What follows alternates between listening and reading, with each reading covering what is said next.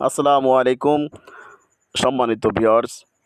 আমরা ডুমুরি উপজেলার ১৩ নং গুটুদি ইউনিয়নের ৩ নং ওয়ার্ডের পশ্চিম বাদুরগাছা গ্রামের অধিবাসী।